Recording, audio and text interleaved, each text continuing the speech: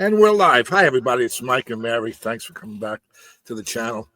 So tonight, we are very lucky to have this delightfully nutty couple, James and Bridget.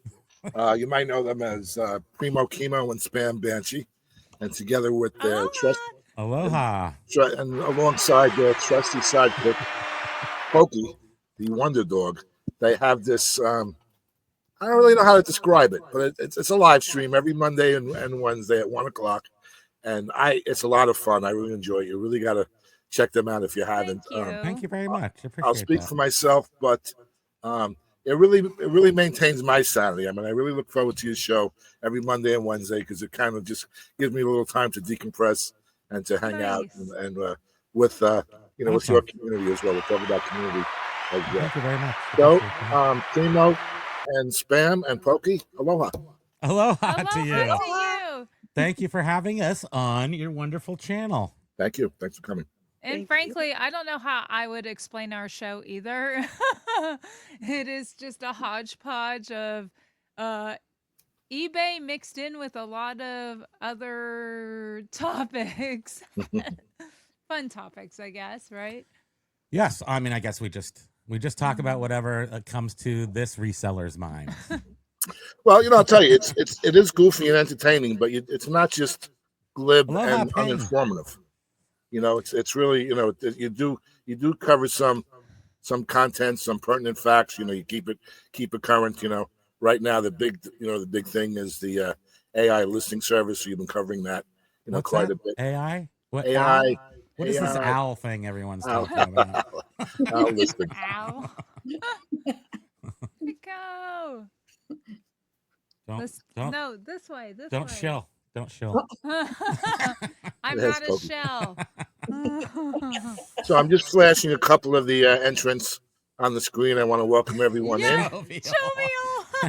Moving to the country. It's all it's all the same cast of characters, right? What I love about a great community about your show and Josh's and John's and mine as a little bit of a crossover. We share a lot of the same. We do. A lot of the same viewers, and it's nice, and we all get to. I mean, like I saw Todd Silverhair Stocker like 3 times today already in 3 different shows. Yeah, for sure. I love seeing him pop up, and I mean, I love everybody in this community. Yeah. Everyone who who speaks up. There's a lot of people who go around and watch all of our shows. What just happened? It looked like it just lightened up in here. I think it was your shadow. And it was. I just like to see everybody in different. I love to see Ping. Ping can't literally ping. I think she goes and have lunch every day, like at 1 o'clock, and so we never get to see her in our chat. But she always says hi whenever we see her. We did see her once when it was like rescheduled or something. Oh, right. Yeah. We did see her once in our show, but yeah, it is great to see Ping. I like seeing Ping. She is a good person. The International Woman of Mystery. I miss her crickets too, but I mean, hopefully they'll make a reappearance one day. So, why don't you guys tell us a little bit about your background? I know that you started live streaming 3 years ago, right? About 3 years ago, and I tell you, one thing that I love to do is like I go back to YouTubers like original content and everything just to see how they've developed. And I got to say, you have not changed a minute. I just recently watched your first episode about 3 or 4 days ago, and you were just like you are today. And it's funny. I had mentioned this today on your live, but on your first show, I don't know if you remember this. You were drinking the Mai Tais out of the can. Do you remember that? Well, that was yes. So we had what we did was we've tried YouTube a bunch of different ways over the years, reaching all the way back probably to I don't know, is it close to 10 years ago when we've done Has it been that Making Good, where we were doing a daily vlog called Making Good, and it was super awesome. It lasted 5 days. Then we did this other one, another vlog that we called it something else. That was like picking up sticks. What was that one? Anyway, it lasted 5 days. So, and then we did a sober October back in, I want to 2020, maybe 2019. 2019, I think, was your first one. I just wanted to see if I could do. We used it to do a 30 days in a row vlog, which we succeeded in that. And I was like, I don't really ever want to do a daily vlog ever again. So then we decided to do the Friday. You Love can't it. tell the difference. Love Which it. I'm going to jump We're over into identical. your frame. We're That is identical. really great. I love it. Then we decided to do a tiki show where we would come on every Friday and put on our best tiki stuff, and then we would try the new canned drinks that were coming out. So it was a canned Mai Tai, and then every week we would test out one of these new What were those drinks. called? They're called ready to drink, RTDs. Yeah, RTDs, ready to drink. cocktails. So they were like drinks in a can, mixed drinks in a can. I would say it was hit or miss, doing that. And then I feel like we drank so many of them, we were like, these are getting gross. We started to drink like the cream pumpkin in a bottle, and there was like 3 or 4 different kinds, and we had to taste them all. And I'm like, this is gotta end. So we weren't eBay. So we pivoted to eBay. Yeah, we weren't eBay centric at all. Like, no, we never talked about eBay. And then there started being some drama in the eBay world on YouTube, which we watched a ton of Silver eBay hair. videos on YouTube.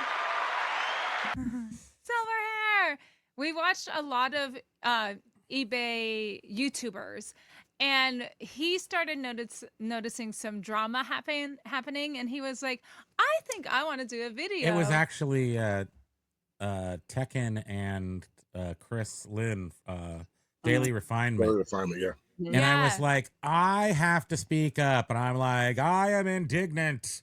I want to know, this affects us all. How could somebody be so careless with YouTube and eBay? And that even though I know nothing about anything, I did feel like I must speak up at this moment. And that was his first eBay related YouTube video. Wow. And then we got the attention of some people. There was the president, Hey Fro Sells. No, it wasn't. Hey Fro. There was Jeff Hayfro Sells. Yeah, and I don't know if you remember him. He was I do, yeah. Yeah. He hasn't been around since probably the end of last year. We were just trying to figure out the big weirdness from 2023. Some great people just started sort of popping up and recommending us, and then he loves Pokey. He loves socializing, if you can't tell. I do not. And he just kept going, and here we are to this day. So I have a little trivia question for you. On that first show, which was the precursor to the present show, I think it was TVHH, right? It was it's Primo, Kimo, Talk Story Happy Hour. Story Happy Hour, right? Short, little, easy off the road. So on that first show where you were drinking the Mai Tais, you did a little review of the Mai Tai. Remember what you said? Oh no! You said it tastes a little suntan lotiony, but it was good. I felt like that was a fair assessment of that one I had, and sometimes a good suntan lotion flavor will take you places. I'm sure it will. Bring you to the beach. Hey, Josh. Aloha, Josh. I love my Expos hat. Lisa, hey. Aloha. Look at that little bee. So we got a nice little crowd coming in to honor you guys. Thanks everyone for coming in. I really appreciate that. Yeah, thank you. We're so happy to be here. I did want to ask the history of your love for Hawaii, the Aloha, and I wanted to ask the history about that. So I mean, it's as a kid we went to Hawaii a lot. So being from the Bay Area, it's basically New York to Florida is the same as the Bay Area to Hawaii. It's our like where you would go for a tropical quick tropical thing. So it wasn't as extravagant back in the 70s and 80s either. You could stay in some real dumps, and we did. But we went there a lot, and that's what was nice. And so I just really I just loved it. Plus I'm very nostalgic. And so I remember it way back in the day, and it was very welcoming and fun, and it wasn't overrun with, you know, there wasn't a Tesla dealership. There was, you know, just it was really I don't know what if you want to call it. It's not humble that I'm trying to say. It was just an easier time period in the 70s, 80s Hawaii. So I'm very partial to that. It's you go back there and now it's very it's highfalutin. That's what it is. It definitely is sort of geared toward the boutique Japanese shoppers. Well, Japanese come there and buy yeah, American stuff for like they can get like American stuff there. designer, Stuff, yeah. So there is a lot of that. But I brought it so when I left California in the 90s, I just sort of brought that part of me with me, obviously. And then I opened a tiki bar in 2004. And that was considered the second tiki wave, which so there was the first one was the 50s, and then it kind of petered out in the 70s, 80s a little bit. And then a couple of restaurants, ours and one in Vegas and one in LA, and then there was one more. 4 tiki restaurants in all of the United States opened up in the the early 2000s. And we all went bankrupt. And then in 2005, the very first commercial tiki bar, super successful, run by a guy who trained under Trader Vic's and everything. We were just 1 year off, but 2005 Forbidden Island in Alameda, California, basically was the start of the third wave of the tiki bars. So we missed it, but this much. But I definitely don't want to do restaurants. So I'm glad I'm not doing that because I would be miserable. A tiki bar in Vermont, you know, it's hard. There's not a lot of people here that were not exposed ideal to location. that at that time. Like I might have rethought the location. Except I lived here, so what am I going to do? But surprisingly, like there's still one of the biggest real tiki bars that still exists from the olden days is called the Kowloon. And it is in Saugus, Mass. So it's still there. It's going to get torn down sometime soon. It's still huge. It's still there, and you can still go back in time if you very want to go down kitschy. All the old decor is pretty awesome. Tiki easier. Yes, I think yes, exactly. And let's do that. Okay, so you brought your love of it when you moved then. Yeah. And then I ramped it up a little bit too. And I'm a member of FOM, called the Fraternal Order of Moai, which is a non-fraternal organization. Meaning ladies can go and everything. We're very progressive. It's basically cocktails with fezzes on, but we do fundraising and stuff. So a lot for the Easter Islands, and the people of the Easter Island. And I was going to add, when you were saying we would go to Hawaii, we does not include me, because we only met when he moved to Vermont. Well, no, as adults we went too. Yeah, but sure. we was his mom and his aunt. His aunt was a teacher. Auntie was a teacher in California, and she would be able. The school system would pay for the teachers to take classes and stuff, and she would go to Hawaii like every year from 1960 to. And she would take classes. The 90s, so she would go there 2000s. And it would be paid by the school. And she would take like underwater basket weaving. Now, here's the thing. She literally took that class. That's not a fake class. And I thought forever, I pictured people in a swimming pool weaving baskets. What else would you think? That's not it, people. They just have a bowl and they do the weaving in a bowl of water to make the palm fronds pliable. But I literally thought people sat in a pool and made. So he would go there. I'm smart. He would go there almost every summer with his mom and auntie, and I couldn't tell the difference between Disneyland and Hawaii when I was young. It seemed the same to me. Same That's thing, right? pretty awesome. So I'm glad about that. So then you found reselling, right? Tell us a little bit about how you got into that end of it. So the very first, I was young. I mean, my uncle used to go to garage sales at 6 o'clock in the morning, in Half Moon Bay, California. His uncle was the chief of police in San Francisco, right? He was deputy chief. Oh, deputy the chief, chief. the second Okay. command. He would, he was such a big, brawny guy, and I was a chubby little redhead, and he used to have me come over, and he'd try to get me to go for runs on the beaches. I like to just go to the diner at 6 o'clock and look through the newspaper and circle all the garage sales we were going to go to. And he tried to get me to like some of the finer things like that he was interested in, like I don't know, pottery and things, but that never really, it didn't really stick. And I gravitated towards old Walt Disney stuff from the 20s and 30s that you could find in the 70s. And I just started collecting it. And then I had, and this is all before I was double digits. So this is in my single digit youth.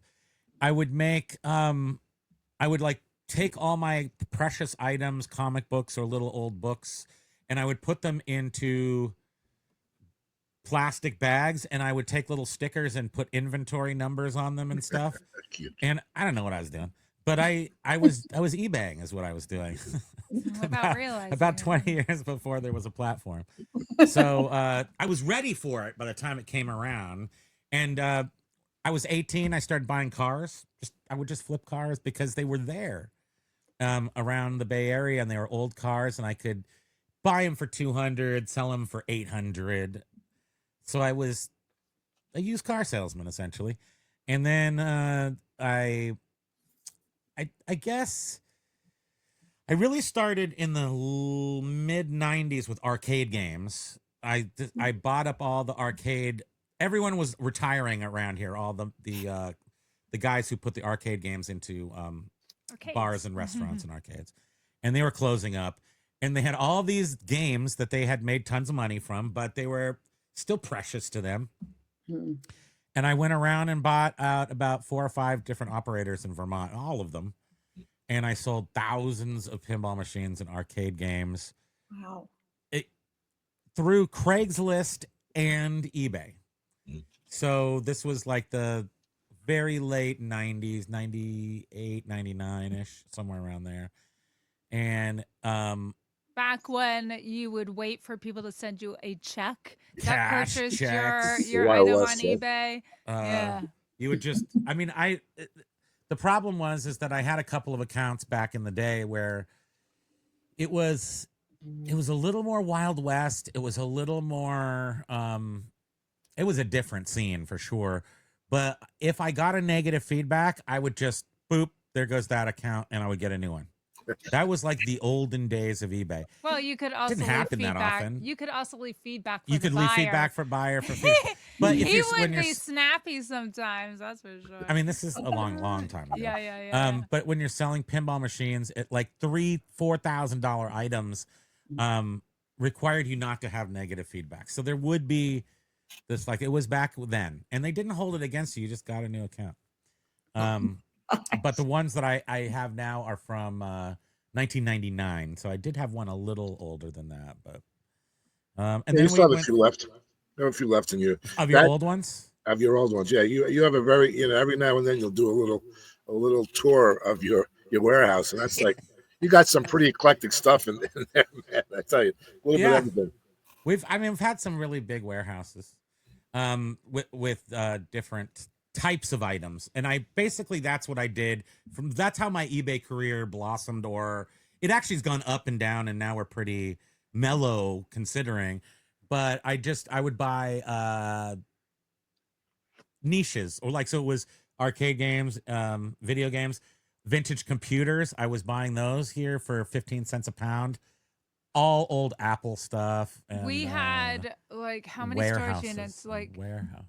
10 by Oh, the 10 by 30s. We had 30, like 4 of those. not warehouses, Just filled with storage Apple units. computer It stuff. was insane. It was out of control. We still have, we're still selling some manuals from that. Yeah. 20 But years we later. finally sold off everything. All of those When was vintage the 90s? computers.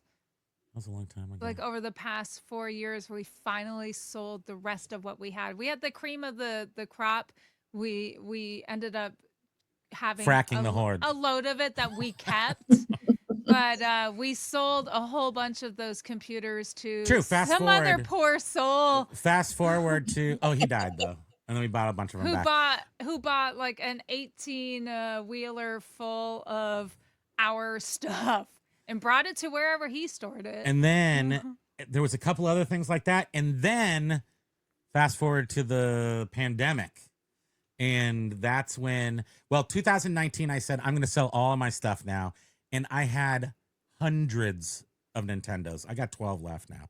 I mean, I had so much stuff. So I started selling it in earnest.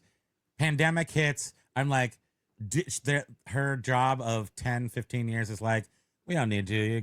You bother me. And I'm like, hey, come work with me. And then it's been, rocky. It's been awesome having her. It's different. And we've been working on trying to make this last now until we can retire. Well, we can get to. Well, we plan on doing eBay pretty much forever. Yeah, I don't know if who knows how Social Security will work at this point. So we need to do this till the clock runs out. So we're just trying to be cool and do that. So you do kind of have a plan. What are your favorite? If you can call that a plan. Yeah, kind of. That's the bulk of our plan. But you will, as you progress, you will have the freedom, to go and do things, and.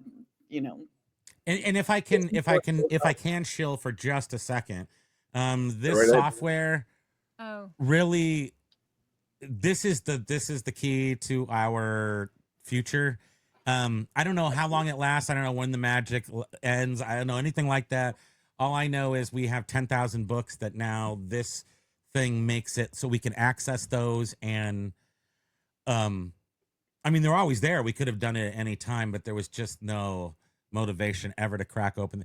And right now, this is our future, for the foreseeable future. And then we might have to find now more collections to buy. I know. That's exactly it. It is. We will, with how helpful the software is. The hordes will be fresh. I do worry about oh goodness, we're gonna go through our You'll worry stuff about so anything, quickly. though. I do. I worry worry about anything, and I always sort of joke, but I am truthful when I'm saying that the software has actually helped us. Well, like he was saying, we renewed our vows. It's been a little bumpy working together because it just is. We both have our own way of doing things. And List Easier has given us the structure that I so desperately wanted, that sort of draws this line for us where I'm responsible for the photos and then he's responsible for everything else. I clean and I photograph. And it works for me too. Yeah, which is surprising. And it's given us I'm hard to please. Something to cling on to for. I'm glad you have something. Yeah, some piece of hope. Routine. It does. The AI listing programs do create some sort of structure, even if you're not using it directly. Like now, I'm a pretty much one-off everything seller. So things like Josh's program, although I use it, are not necessarily conducive to my style because I don't have batches. I do one each and I move it. Yet it does give me focus. Yep. It will optimize a title and plug in all of the everything pretty much. Specifics. It does. It gives you an awesome description. It's what it really is to me is, and this is the thing that makes it, as James Helferstay will say, life-changing, is because this is what I've dreamt of. I mean, flying cars be damned. I mean, this is the thing. Do my work for me. So all I barely have to do is, if all I have to do is take pictures and it will do it. this software, like, so you can do it. You can do individually on OpenAI or whatever, ChatGPT. Right. You can do this yourself. You could figure out the way to do it. You could try to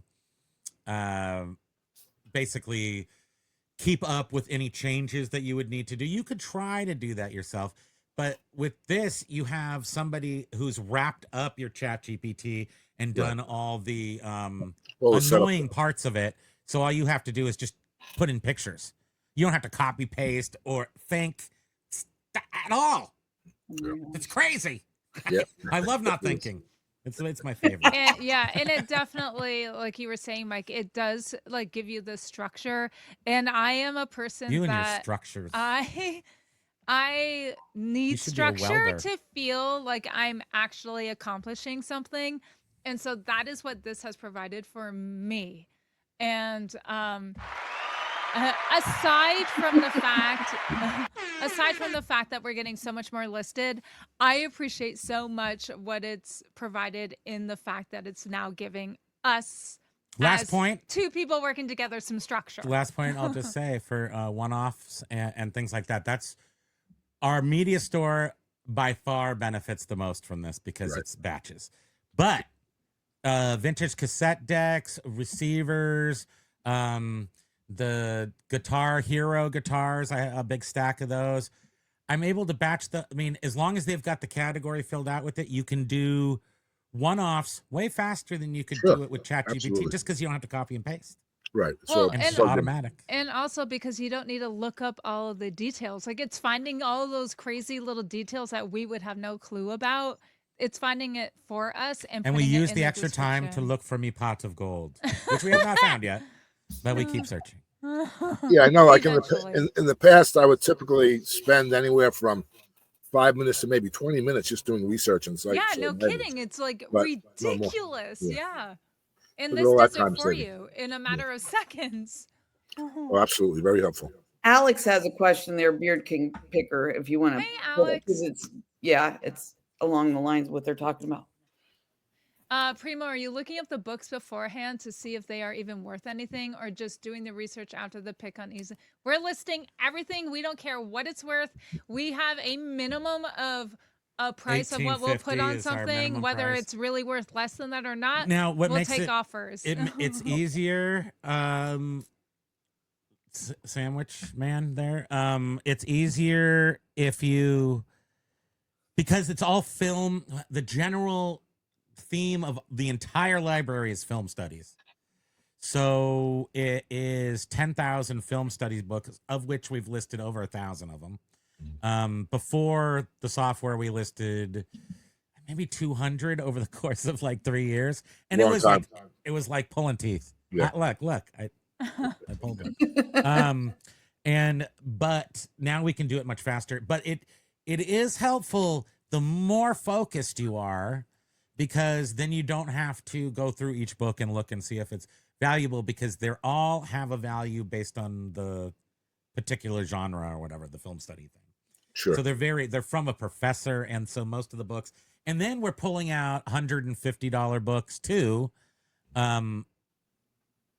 that have historical value. Yeah, you can sort of tell when a book is like valuable because it just looks valuable, cool. It has this like aura about it. You're like, that looks like a pretty cool book. You can also book. be totally fooled by that. Yeah, you can be.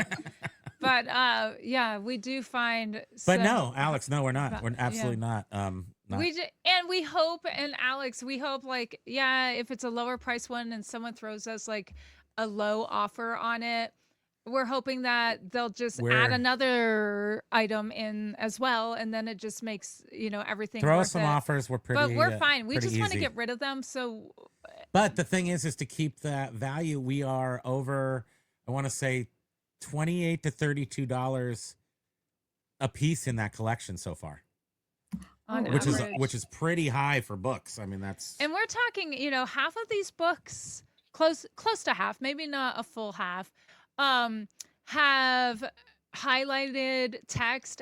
They have margin notes because. But they're signed by the. Because this professor was so well respected that publishers sent him review and he would ruin it with They- highlighter, and people still want him. They wanted So great. they wanted his feedback. So he would highlight and he would make notes and all of that stuff. But they still sell. Like people don't seem to really mind the fact that they are marked up, some of them. I guess because he's he's still alive actually. I He love was a you. Never well-respected talk this much. professor. I love it. Keep talking. Let's go. It's because you're not hosting. That's why. She tries. She tries. Right, Primo. exactly. I don't give her a break. It's true. So are books your favorite thing to sell, or No. is okay? So what is your favorite thing to sell? And also, you don't have to give like secrets, obviously, but how do you get a lot of your inventory? I mean, I see so many people, they've just got piles and piles of inventory and death piles of this. Like I buy it, I list it. I don't have these piles. And I'm kind of jealous of people who just have all this stuff to list. Well, I Well, mean, they're honestly, probably jealous of me, but our piles. I mean, it's. I guess it's gone back and forth. Our house has been full hoarder scene. Mary. Full like just like tiny little alleys filled with designer mid-century furniture. Depending on the time and the place, do we have a place to put this? I'm still gonna go buy it. We're gonna put it somewhere. It's gonna be in our living room and kitchen and dining room. And we've been collecting for the whole time we've been together, mainly because of him. I would say he's the reason why. And then I was just like, this crap is cool. But it is it's the death pile is made of the broken, of the things that need a little polishing, of the things that aren't perfect. And they literally got death piled for 25 years of me selling on eBay, which I thought in the back of my head, this is my bank account, my retirement, my retirement, so to fun. speak. Sure. And I'm not wrong. It's not going to last quite as long as I thought, maybe, because we actually have to sell it. Yeah. And so the and I'll just add in regards to like where we get this stuff. It is through connections. We're not really going around here. It is very difficult to go into a Goodwill. We don't thrift or anything. Everything's picked fun. over. I mean, it's so high priced. You can get a thing at the thrift store every once in a while, but we don't go enough at any intervals anymore. And we just have more like a warehouse, and then somebody wants to sell a bunch of piles. We just you gotta buy piles. We just have some good connections, and like if you sit on a rock, they've too long, lasted you get a piles, long time. Right? okay. So you're buying out people's collections. Go ahead. Well, generally speaking, 90% for the past few years, 90% of the inventory on eBay is death pile. 10% we are picking up during the year of everything we sell. So the bulk of stuff is we have gone to 4 days of garage sailing this entire summer, 5 maybe. I don't even know. Not many. Each time we came home with an entire car full of stuff. So our area is still pretty ripe. But like I said, we've been collecting for over 30 years, and we already mentioned how he had storage units filled with vintage, all Apple computers.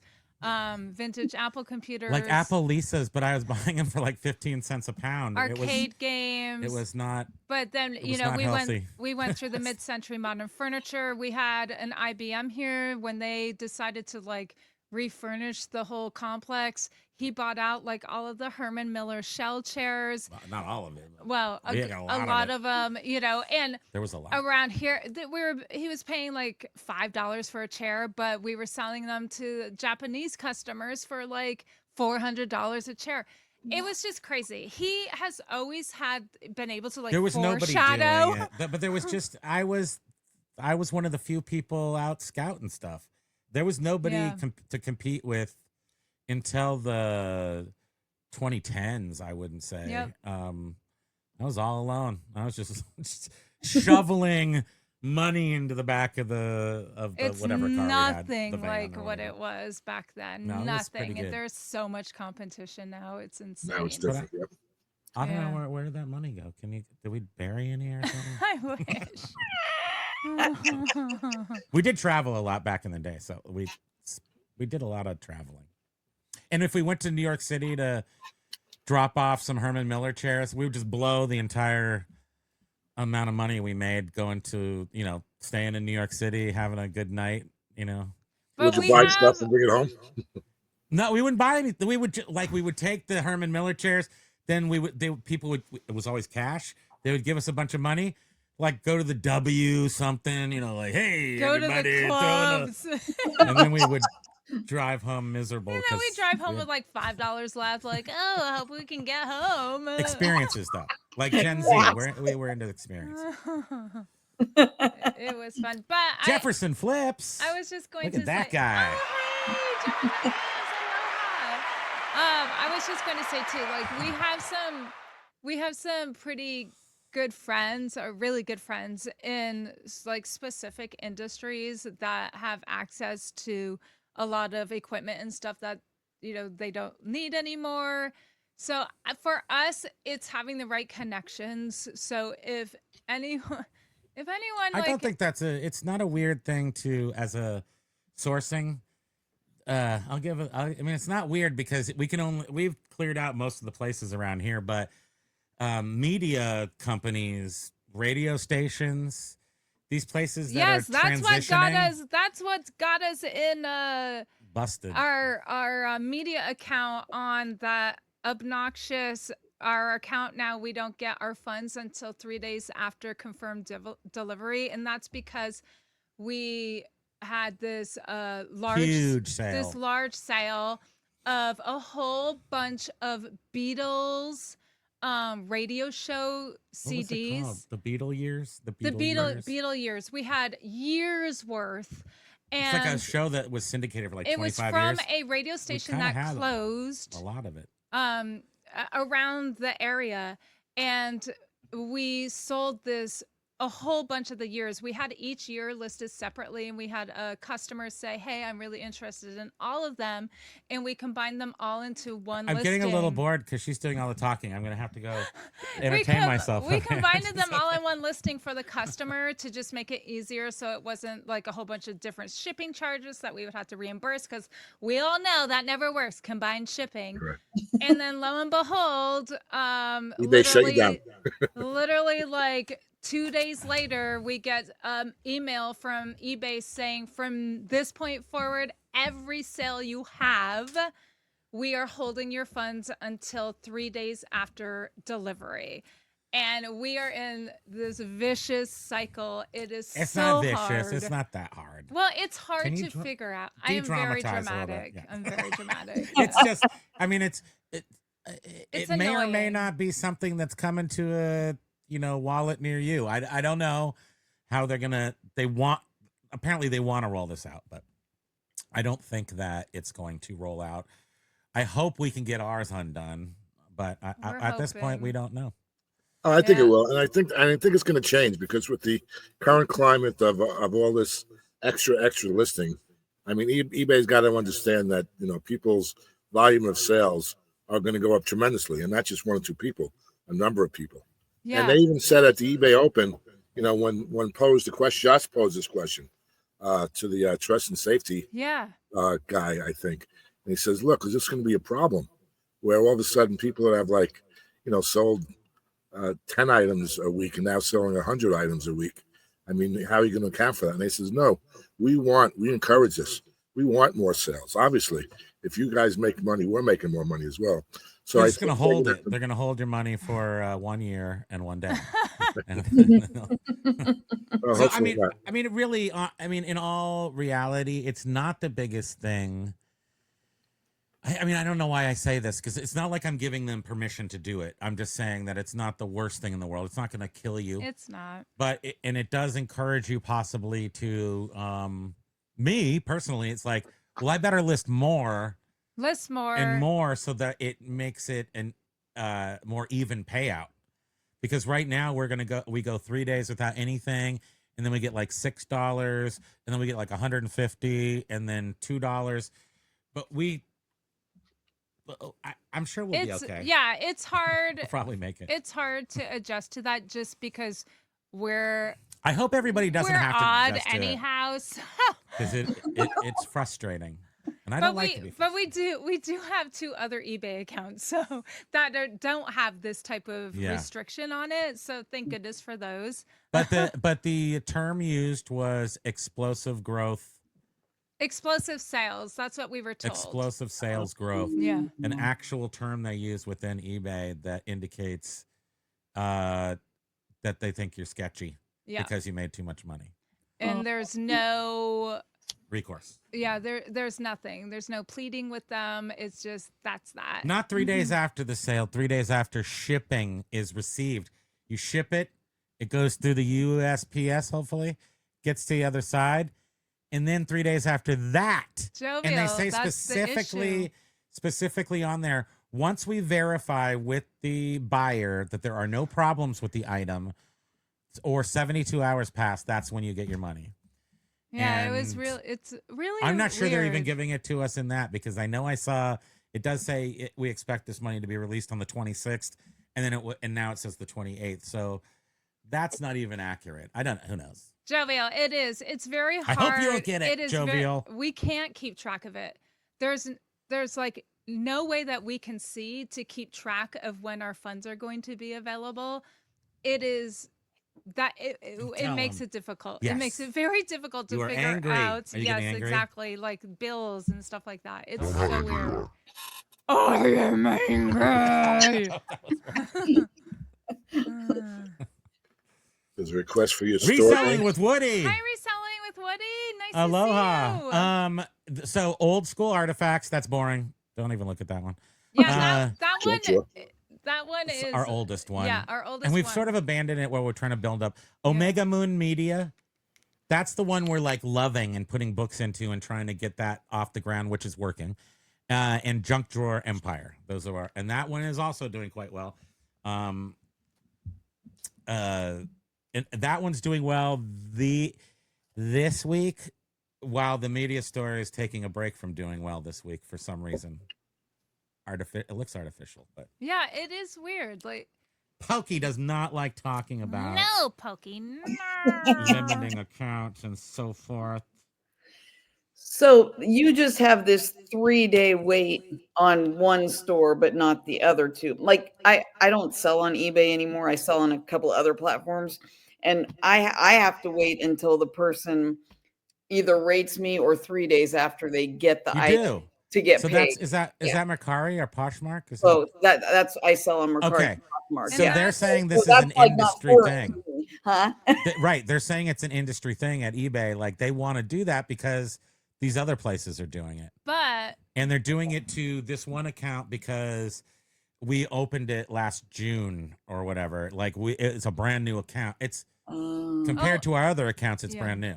So that's why they did it. Even though 100% service metrics, nothing late, 100%, no defects at all, 0. The only thing we did was make a huge sale on one day. Oh my God. And yeah, that is what one of the eBay representatives told us eBay, right? Is that this was something that a lot of the other platforms are doing, so they're sort of like they're trying to smooch emulating that. Like everybody's gonna get it at eBay, and I'm like, well, not if you want to lose half your settlers. Not everybody's gonna get this. But they implemented I know some this. people. They had implemented this over, I think, like in the UK, and people were slightly outraged over there. And of course, there's Vinted that I guess is a big competitor. They were all Hufflepuff and over there. And so eBay ended up lifting that hold on funds because so many sellers were just like, "This is ridiculous." Yes, they are making money. That's what they're doing. They're trying to take any little thing they can do to increase their 2% per quarter that's what they want.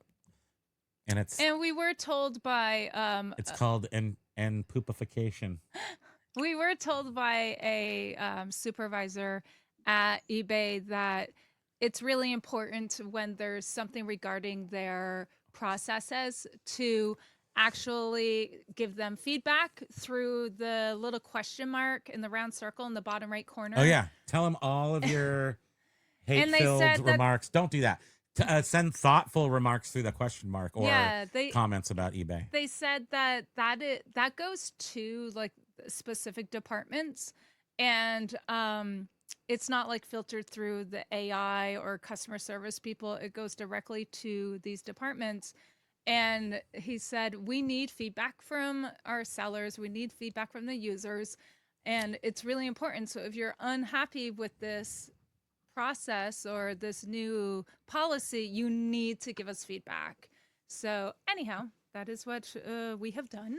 And we just hope that anyone else that ends up getting affected by this will do the very same thing so that eBay realizes that they're gonna pay. US users also do not like this. let me ask you a question now on that deal in question. You did sell it for, I believe, $4,000, but you originally had a $20,000 list price on it, just to protect the buyer. Just to protect the buyer. That was all it was for. But do you think that had an effect on? We're not any bearing sure, on it? you know. I don't see how 4,000 was that sketchy. No. You know, I had $400 days on that account, so it was 10 times. Maybe 10 times is what flicks the switch and tripwire. I don't know. Seems like they have a lot of tripwires around that place. Yeah. It's not it's unclear to me why I have most definitely sold $10,000 things on eBay, after not selling anything for a while and never had an issue. They've just so changed. Whatever this was a I'm pretty sure it was an AI overreach that I can't undo somehow for some reason. And I have talked to John, Flippin' Ain't Easy. John went to the eBay Open 2025 and used some of his time to express his concern about my particular problem. He got a name of a person who I reached out to, and I have not heard back from them. And on the same day I reached out for him, my sales in that store got totally kneecapped. And they're literally sitting here just completely kneecapped. I'm not saying they're connected. I'm not even inferring it. I'm just saying coincidence. You gotta wonder, though. You never know. They're always up to something. And I just want to point out, Ping G was mentioning the cost of goods sold. The only thing I think about that, I love jumping around subjects. The reporting your cost of goods sold. There was something I heard about, and it makes sense, that if there is a problem with your item and they have to refund you or do a seller protection or anything, that they're going to move towards giving you your cost of goods sold, not the sale price. Wait, That's why I'm doesn't not using Amazon it. do that? I'm not using it for that reason. Sorry, I folks. swear I remember hearing something about Amazon doing something like that months ago. They're very tricky. Where it was now only like your wholesale costs that they were like refunding you if they damaged something If or you lost hear something. eBay's going to do it. Months ago. Yeah. But yes, and that's just it, Ping G. A lot of people are really happy about being able to put in their cost of goods, which I'm happy they're happy, but we're not doing that. No. I'm gonna stuff it with the wrong numbers. $1 million. I got this for. I'm selling it at a loss. I sell everything at a loss. That's my business model. I mean, we're not that we're thinking too much about it. Like, oh, what are they going to do with our data? We're just not. That's all. We keep track of our own stuff and right up here. Google Sheets. Now, it's interesting though, because now a lot of people, like Tina had mentioned, you just hide that cost of goods in the custom SKU. But I mean, eBay sees that also, right? They do. They see that as well. So there's no real benefit from doing it that way. There's no safeguards. I mean, let's put it that way. If it's helpful, if you've got to keep track, I mean, you definitely should use any tool you need to keep track. I just, if the more data you give the giant data vacuum that turns around and takes your data and then charges you for it somehow, I mean, I just feel better not giving them that. Sure. So what is John saying? As long as it's optional, they will not implement such a policy. If they did, nobody would use it. The cogs, is that what he's talking about? I guess he had a comment above also. Yeah, like you don't have the the comment initial showing. follow-up. No, I don't. I don't know if you can find that, Mike. Let me see here. eBay doesn't care about cogs. If they did, it would not be an optional setting. Okay. Oh, yeah. They're making a future for themselves. They're like, we're going to burn these guys, these sellers. We got 1,000 ways to burn them. And we're going to implement 1 or 2 a year. They got this thing planned out for the next 50 years. You know, like, how are we going to do it to them? Butter them up. That's right. Now, is that, do you sell anywhere but eBay? No. Or just okay. I guess I mean, we do local sales too, of course, but local. Yeah, we've definitely considered and thought about it. But for hard goods, it's such a collectible hard goods, place. vintage stuff. It's like, isn't eBay the place? I have sold in the past. We sold on Vintage and Modern, which became something at One Kings Lane, and then I sold for a while on One Kings Lane, and then there was Cherish, a couple other of these. I think more furniture related websites. Okay. A while ago. I mean, like really a long time, like 15 years ago. Oh, when I had my store. Right. Stuff. He didn't mention that he actually had a brick and mortar store also. I would not do that again. 2006? What was that? Like 2010 to 12. Oh, okay. Maybe. And around here in Vermont, because he was selling all designer like furniture and stuff, but people around here don't really care about the designer name. It was more just they wanted something that looked cool. They're cheap. Yeah. And so we were noticing that our customers were actually out of state, New York City, California, because he was still listing on like Craigslist and stuff when people would actually search Craigslist at that time. And so it's like his store was just more of a storage or a warehouse rather than a lot of like walk-in sales. And so he ended up closing that after a year or something, right? It was like, a year and a half or something. Yeah. Yeah. Wasn't too long. And then that was when you sort of shifted from big pieces, furniture pieces, to smaller things. eBay is the place to be, I think. I'm a big fan, even though they they're not always that friendly. They're not always that friendly, but I still really appreciate the whole eBay thing. And it is the greatest. I mean, Bonanza, like what would I do? Where else would we go? You know, for the hard goods, for the collectible hard goods and the type of stuff we sell, there's just nowhere else to go. Oh, and I think that the only reason why you would say like eBay is unfriendly is it's just not what it was when you first started, which was so easy. It was super seller friendly, and times have changed. There so many more people selling, so many more people scamming. There's internet now, computers, everyone has computers, everyone figures out how to scam. So I get eBay had to sort of like tighten the reins and make it Well, they didn't harder. have to. Well, I mean, yeah, I guess they did. But it's like have you heard that term enshittification, which is the degrading of an internet platform, because at first they start by kissing the sellers' butts because you're the number one. We need you first. We got to onboard all the sellers so we can sell the stuff to the buyers.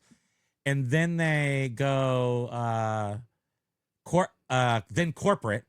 Then we need to schmooze corporate clients and get them on board.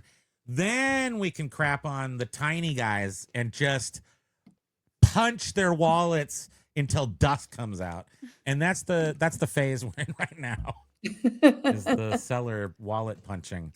And I don't think we get out of it ever. You know, the literally the platform will have to go through a massive change, like even change a name or something before it turns around. So That sounds sad and hopeless. But what? So I try to maintain a positive attitude about it. But prices are only going to go up. Fees are never going to go down. Look for any angle you can find and any shortcut you can take as far as prices. I mean, selling fees and costs and stuff. And I think the emphasis on customer service is going to go up. Seller providing customer service. Yeah. That's the only way you're going to rise above the muck. Jovial was asking, can you... Oh, right. I was going to just go do that and see what happens if I try that. I don't think anything will, because I don't even know if I have access to payouts. Well, what's interesting, too, is this... Well, I do have access to payouts, but... This account was considered like it doesn't give me how often to do it or when to do it. Wait, next payout, Tuesday... So it does let me do payouts, but that's only the money that's available. Like it's being held. So it's not even there, Jovial. But this account was not considered a business account, and we were told, we were like, oh, maybe we should change it to a business account because those are treated differently. We know over in the UK when they were implementing the holds on funds, it was only for the personal accounts, not for business accounts. And the eBay rep said, well, unfortunately, no. Here, even if you change it to a business account, it doesn't change anything. Your funds will still be held. And we're like, oh, okay, good to know. And then we sobbed softly. There's just no way out of it. Hi, Rosie. Hi, Rosie. Aloha. Nice to see you. And Craig had a question, Land Shark Picker and Jefferson Flips. So there's a couple questions rolling in. Live selling. Yeah, we've been thinking about all the different permeations of reselling. I mean, I talked to Ivan when District first opened up, and and honestly, if I wasn't gonna do it like Trash to Cash, if I wasn't Commonwealth Picker, to me there was no reason to do that. Because he's that guy. They're together doing this thing and working together. Unless I went out and I'm very adverse to hard work at this point in my life. I want to smooth into retirement. I really don't want to. I'm at least at this point not interested in building anything that makes you stay awake at night. I just want to go to bed. It's It's hard for us to get our crap together. We got our crap together, all right. To focus on trying like something new. It does take a lot of energy. It does, and we set up a place over at our warehouse to live sell. And like then we have a space it to do became it. almost overwhelming to us, and we're like, do I no, really just wanna do eBay. this? I don't even like being in this hole. I don't want to be here and sell to people, and then I gotta pack it all. I'm like, why don't? And this is the honest truth. That stupid program again, List Easier, is like, this is what I'm gonna do. I'm not gonna go list it all for hella cheap on live selling. I'm not going to let it sit in a death pile anymore.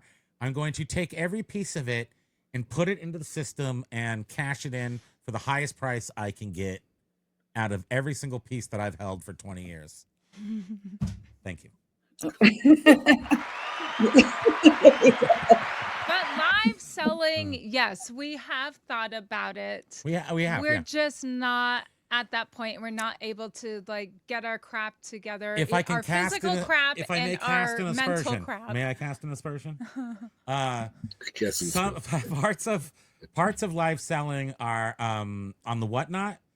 A Didbit to me feels very like more family, like not family, but like I almost know everybody, and it seems safer. Whatnot seems like a crazy Jungle. place of stolen goods and who knows what. So I kind of didn't want to go. I did and didn't want to go. I flip-flopped about going to Whatnot, and then have now just come to the conclusion that we're just going to work hella hard and put it all If on eBay opened eBay. up live selling to more people, would you do it? I would give it a shot, absolutely. would, But they're not. They absolutely, just want eBay. $1 million sellers or something. Yeah, over there. yeah, They're yeah. really they're discouraging, and even I think sometimes they do try to keep us down a little bit sometimes. You have to have previous experience with another live selling platform as a Yeah, requirement. but you remember They didn't want whatnotters though. Yeah. Oops, we're, we just we're froze. frozen. I'm But fixing it. you remember It's an hour. You're frozen. Beard did a live He tried to- some months ago, and tried to while he sign was up. live, he was trying to register for the eBay live selling, and one of the questions was, "Do you have any experience live selling?" And it was like you answer yes, no, and then they ask what platform, and if you answered whatnot, they said something like A hole "Oh." opened up in the ground, and you got sucked down. Yeah, a tunnel, it was and that sort of it. like nope. Wow. No way, Jose. Serious question, Primo. Would Primo consider getting larger glass? Dude, I don't. They don't make Yes! them any bigger. They don't, and I'm not kidding, Todd. When you get prescription lenses, they come in these big round discs, and then you have to cut them to fit in the lenses. This was literally the bit. They couldn't move the lens anymore. They couldn't do it. So unless I got like space glass I love or that something, hat, Mike. That is awesome. I spent 5 minutes setting this hat up. I gotta get my you money's worth. did, It's and you so can't even great. tell. That's what's awesome. Professional What job. happened to the greatest American baseball team on earth in Canada? What happened to them anyway? North American. I can't name a single player on that team, but their logo and this hat is just too It's good. corduroy. That's It's a you. corduroy hat. Craig, are you talking? You said you can apply for it, but you have to have a large following. Is that the eBay Live? And they might That's might just judge you on the, your like, is list easier. social media. List easier is desktop right now. You can use it nicely on your phone. You could use your browser It's on not your designed for that. phone. I think it is. It shrinks up a little bit, but not enough to really use it. Ideal is just on a desktop, though. Yeah. Now I have heard a lot about List Easier. That wouldn't be helpful as far as you say cross posting to other platforms, right? They just literally help you list, and then if you want to cross post, you can do that either manually. Somebody like me who's Stone Age, I just copy and paste. I don't use any. Yeah. I'm You just You Stone can Age. easily do that. That's it's right now. Its purpose is listing. Okay. Their Gotcha. plans are to expand it into multiple functionalities. They're they're very. It's I had a the request. hula. I believe that is something in the not too far future that they are. There's a TV show considering. called The King, the Chief of War. It's actually pretty good. There was some weird stuff last With night that I didn't Jason like, but Momoa? Jason Momoa. Just putting that out there. Oh my goodness, it's so good. It's Hawaii. It's about the history of Hawaii. It's so It's good. about the It's pretty King brutal, Kamehameha coming up, and everybody. And then, pretty brutal. It's I don't want to spoil. Yeah. But yes, anyhow, with List Easier, they're very responsive to people's suggestions and questions, and a lot of people have asked about if they're going to be making a cross lister. Yes, if you are a paying customer, then you can request and they'll listen to you. If they don't have your category, and it's very category contingent, this software, it's the first thing you choose when you go into it. You choose a category, so that's why we talked about batches and stuff. Is the optimal way to use it. Although you can definitely do one-offs, still saves you time. Sure. But the categories, they're not all there. They optimize each one individually, so they work really well, and you can request, and they will honor that. Yeah, it's really great. Like yeah. the Didbit golf guy, he comes on our live sometimes, and he's around the community. It's pretty obvious he sells golf clubs, and he signed up for yeah, right.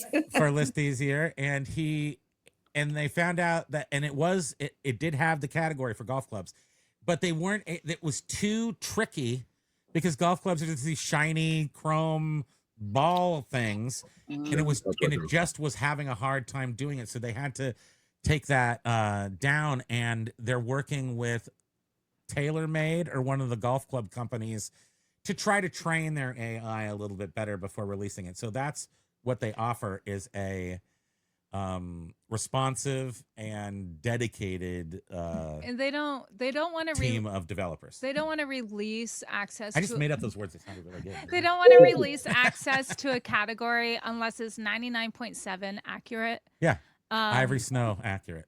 Yeah. Okay. Yeah, because they want people to have What are you doing confidence. to that head? He's so You're kneading cute. his skull there. Yes. That's a good boy.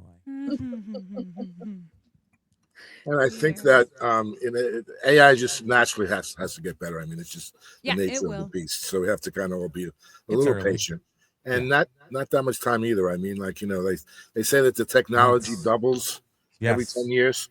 Yeah, This is way faster. Every 2 months, I think, for AI. I mean, have you seen? So, and the eBay. This, I was just thinking about this today, and I am now have convinced myself this is fact.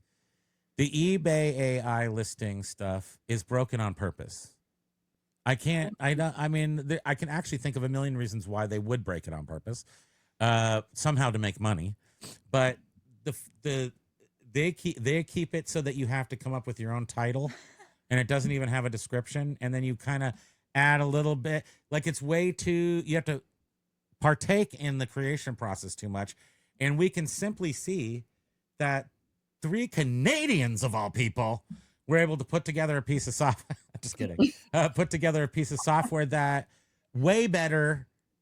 Just if you're just looking at which one's better.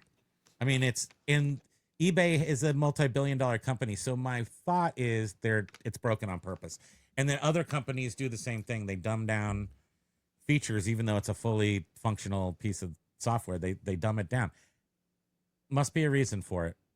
I think, I think Josh made this point, so I'll give him the credit for the idea. But I think that eBay is intentionally not really rolling out their AI lister to its full capacity, because what happens is they're not going out using external AIs; they're using their own. Mm-hmm. And the problem with the AI, with the eBay database, is that it's old and decrepit and full of mistakes. Yeah. So if they're going to like really depend on their own database and use their own AI, it's not going to be a good product. I mean, look at what it looks like after 2 years being rolled out. Not that good.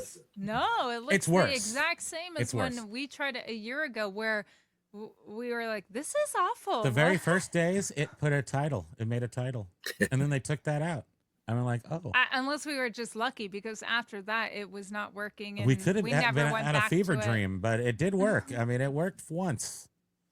And we only tested it with 45 records. So, Cali Debs, aloha. They're coming out of the woodwork, guys. Yeah, John did a really good video where he did a demonstration right on his video. It was just shocking how bad it was. It was actually more harmful than helpful. It was exactly what I experienced a year ago when I was trying to use it. I was shocked that nothing has changed, and I was more shocked that they were pumping it up at the eBay Open. Like, what? This hasn't even changed. This magical tool. Oh, yes. Yeah, I couldn't believe it. I was like, wow, that's embarrassing and weird. Did you say hi to Biscuit Buns over there? Biscuit Buns, yes. What up? Aloha, Archie. I'm just here so I don't get fined. It's kind of, we're kind of, that's surprising. Archie just reminded me how, if you were to ask me name like a TV couple that you most resemble, I would definitely say All in the Family. Archie and Edith over here. Archie, she's running around with her hair on fire. Archie, totally. That like, is come on, Edith. Yeah. Their videos or little shorts have been coming up in my feed.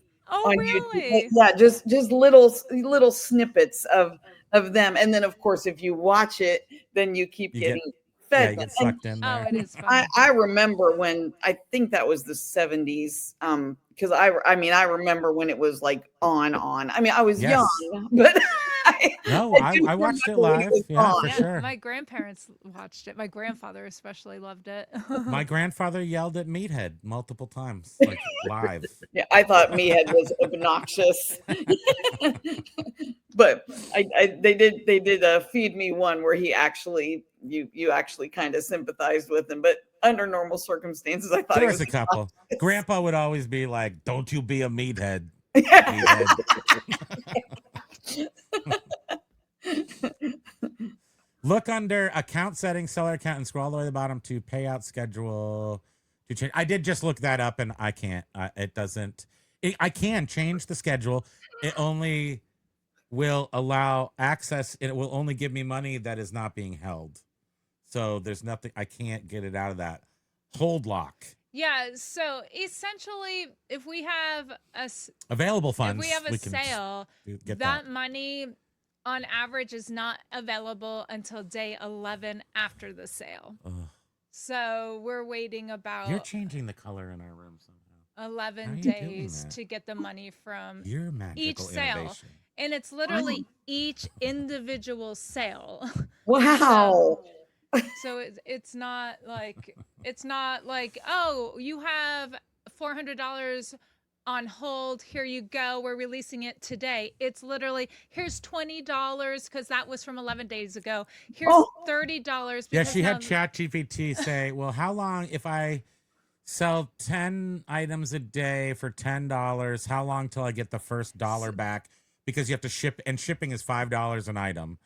And it said 11 days before you get $1. So because your money is held and it's not technically available, any shipping comes out of these funds, which are now making your available funds go negative. It's Silver like hair the stacker is weirdest super thing. gross. Look at his It's gross. the weirdest thing. He's so gross today. Look at Nice. that. Awesome, Todd. You are having an awesome day. I'm telling you, Todd does, I mean, just as much good. as a full-timer. He does good for an old man, I'll tell you. We have this little thing, Todd and I. We're 4 months apart in age, so we always grab bragging rights about who's older or younger. Well, you're luckier because you have like a whole body and he just has an arm. So you're ahead of the game. Right, he's missing everything but an arm. I sent him a package once. He bought something for me. I did one of my few live sales. So it was, instead of his name on the package, I drew a little picture of the thing. He got the joke. And it went right to him. That is hilarious. The postman recognized it as address. Right to him. We did get to meet him in Nashville, but like the whole time. The whole person. Yeah. No, we watched that. Actually, we watched your video. Live Even we were like, there was like, maybe you couldn't hear. I can't remember what it was. There was it was something pretty about bad. it. We sat No, through an hour of that video. Oh, I give you a lot of credit. We We did it. We saw Todd. It was so great. Yeah.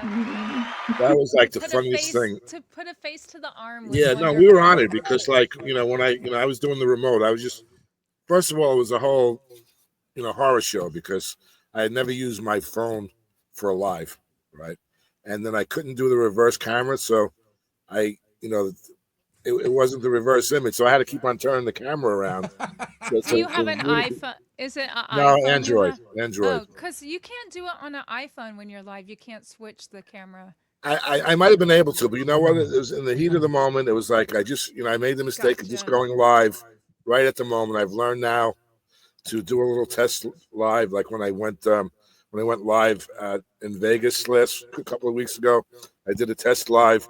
Before that worked out nicely. Worked out all the bugs. Too. Yeah, and that was great. I mean, we had 20 people on the test live. I mean, where they all come from? I guess people have notifications. Did you actually do one from? You did one pre-event. Did you actually have any lives from your events, that like your party that you did, or at the restaurant? Because I don't think we saw that. We did. I did before eBay Open even started. I did one little remote, one little day in the life vlog, with Archie. Yes, we saw that one. That one, and then I did do the coverage of the eBay Open and the meetup. And there was one with John that was sitting in a restaurant, and you Right, switched that off was a with live. John. That was a live. That was We did the live. yeah. We We did did the see live from some the of restaurant, and that was it. So I got three videos out of that. But oh yeah, just going back to Todd now. So now I'm walking around, not really knowing what I'm doing with this phone, and then bad set of timing, because at the exact moment I went live, Joe and Nicole did their reseller roundup show, right, with the loudspeaker and everything. So it was that. just Oh boy. it really was a mess, you know. And then I had to. I said, Mary, put your phone, set your phone up for the live and let me have it. So, just let me have it. So now I needed, so I was using her phone as the monitor and my phone reversed as the camera, and I didn't realize that there was like feedback between the two of them. So Well, we were boy, we were what do you call it? Just like watching. We were on the edge of our seats, watching every second of it.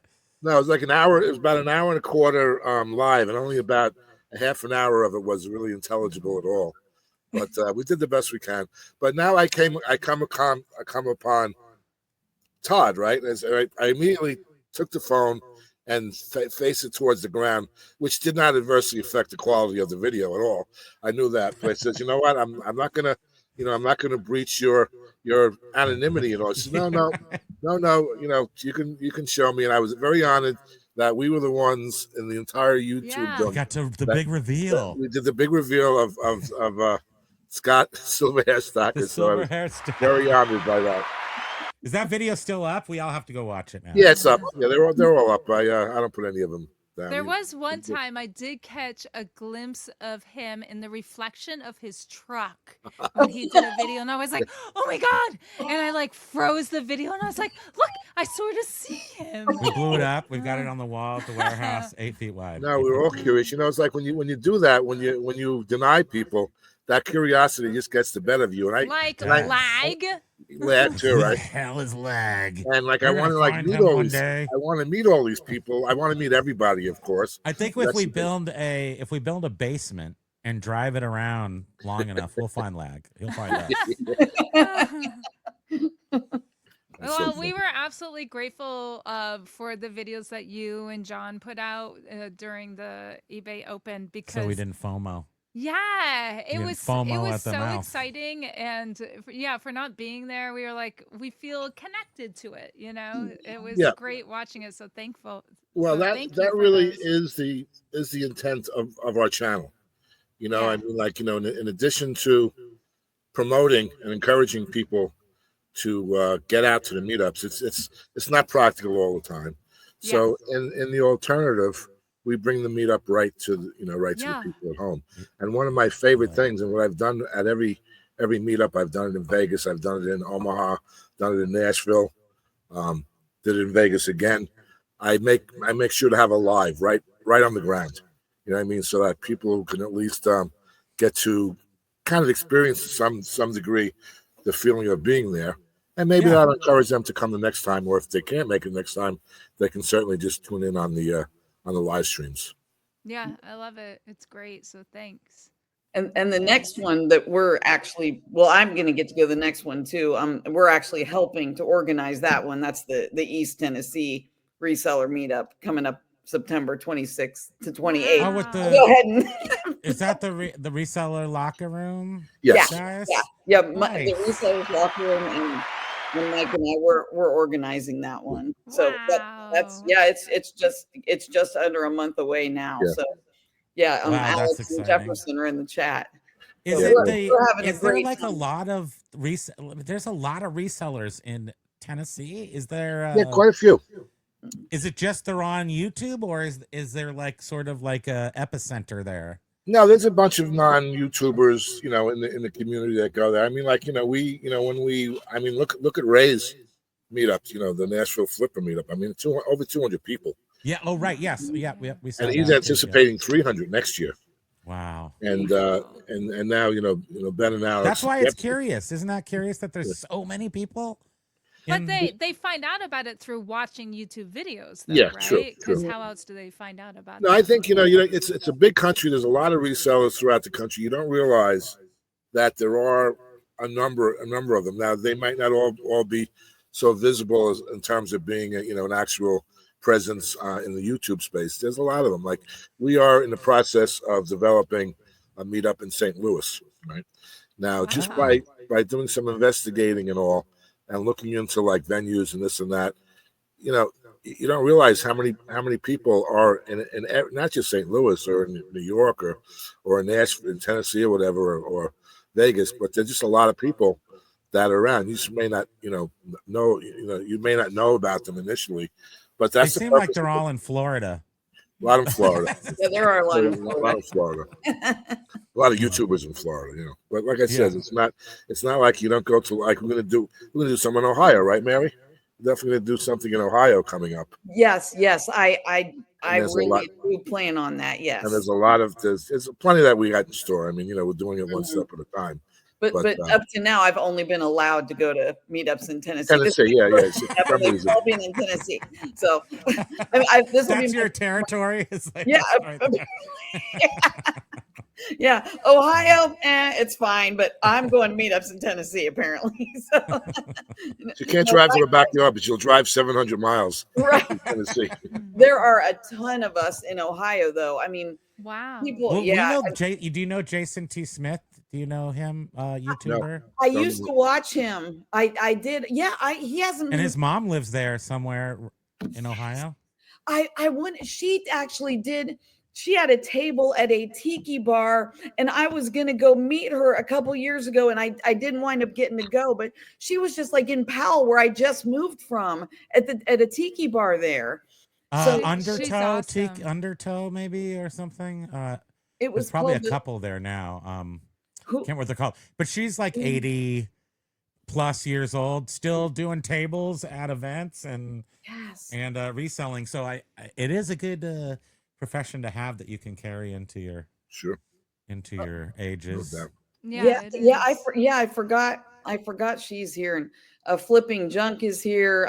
Millennial Prophet, Dad Planet, Bolo Buddies, SSK Primo, Roman Adventures. I mean, I'm gonna miss a major person, but like, it is. Ohio is kind of a place where like a lot of stuff like kind of goes. We're the heart of it all. That's what we call ourselves, the heart of it all. So I could definitely, and some of those people have said that they would, that they would come to a meetup. If I actually did plan one in 2020. We were going to have it over at Urban Myers. And do you guys ever watch Bolo Buddies? I haven't heard of them. No. Courtney, her name's Courtney. She's actually got a decent sized channel.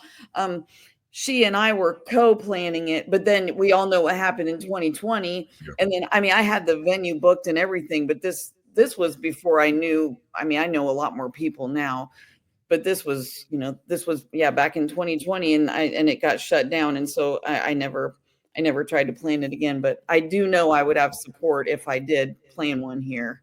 The community, I'm guessing, because we didn't really start watching YouTube specific content till we started being eBay specific content on YouTube until we started doing it ourselves.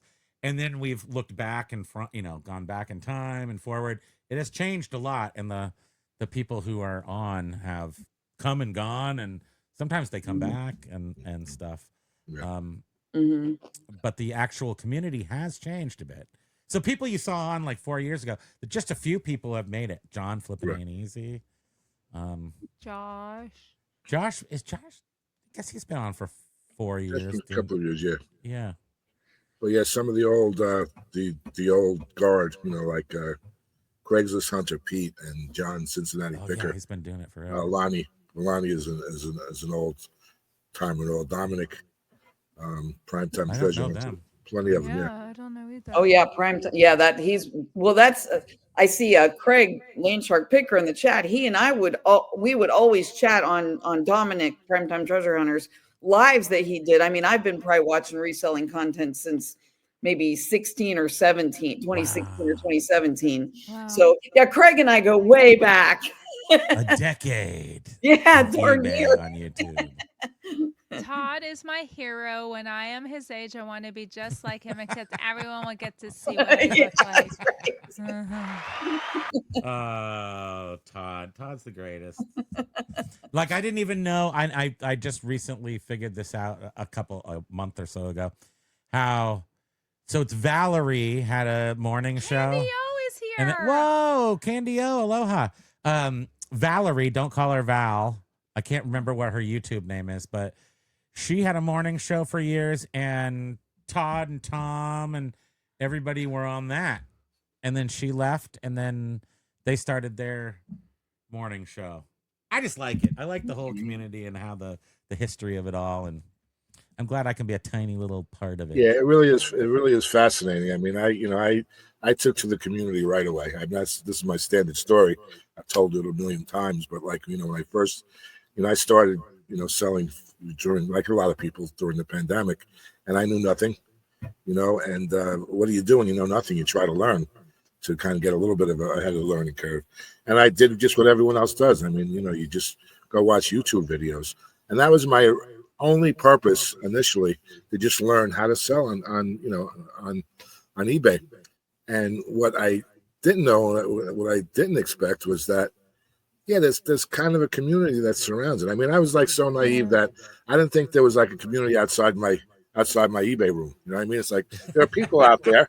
There are people out there, and they're just like you and I, and they're good people, and you can get to know them too. So like, I started watching all these YouTube videos and started becoming enamored of all of the YouTubers and everything, and had my favorite ones and tuned into them as well. And then when I found out that there was in fact a community and there were meetups, I said, wow, this is, I didn't even know that was a thing, right?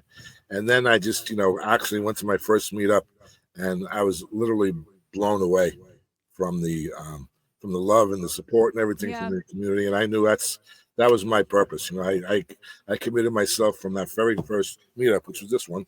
It was the Boss Reseller meetup. Oh yeah, okay. 2022. That's Vicky. Is that Vicky and Katie? And I've like grown to like really, become very close to them, just like you do with everyone.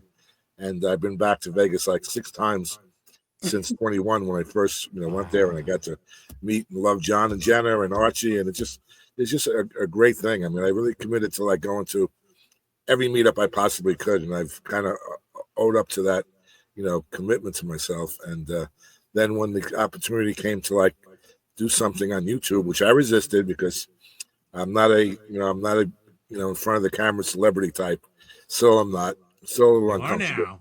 I am now, right? But I really got, and I'm so grateful that I actually got railroaded by all my, I was like starting to hang out with everyone, going to all these meetups.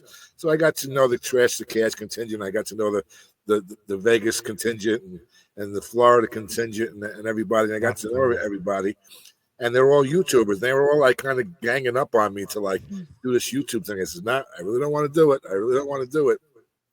But here I am, because like when I finally realized that it was my calling to do a meetup channel, then it was like, at least I had some purpose and some focus. Well, you're great at it.